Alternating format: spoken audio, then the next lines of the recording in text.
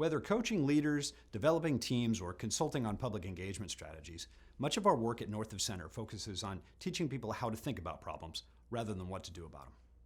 Some challenges cry out for concrete solutions, though. Take meetings, for example. Like so many things, a good meeting starts with deliberate planning.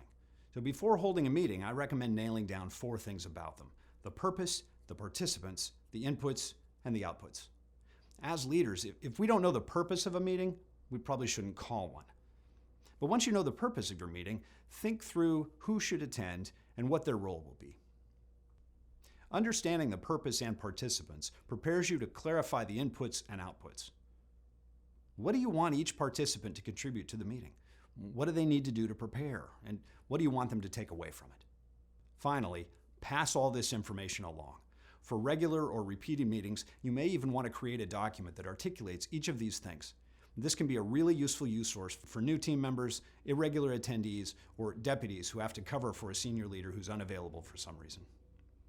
Now, establishing the purpose, participants, inputs, and outputs for your meeting is the preparation part. From there, when it comes to planning an effective meeting, you have 3 responsibilities as a leader. First, have an agenda and stick to it. Now, this requires a leader to be disciplined and pay close attention throughout. It's okay to build in time for discussion, but be prepared to table a topic for the future. Stay focused on the purpose of your meeting. And if someone wanders off down a rabbit trail, don't hesitate to bring them back on topic. Second, start on time. If someone drifts in late, acknowledge their arrival, but keep rolling. Don't keep the whole group waiting for a latecomer to catch up.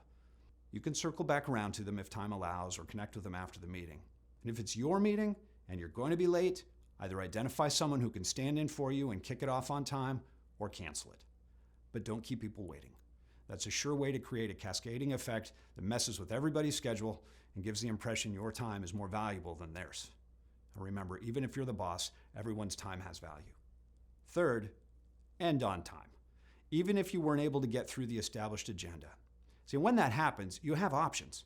Cover the remaining items at a future meeting, shorten the agenda for the next time, or allocate more time for the meeting next time.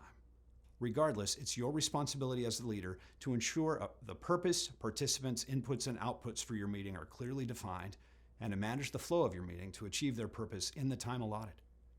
Thank you for sharing your time with me. I hope you find these tips helpful as you strive to be the kind of leader you'd want to follow.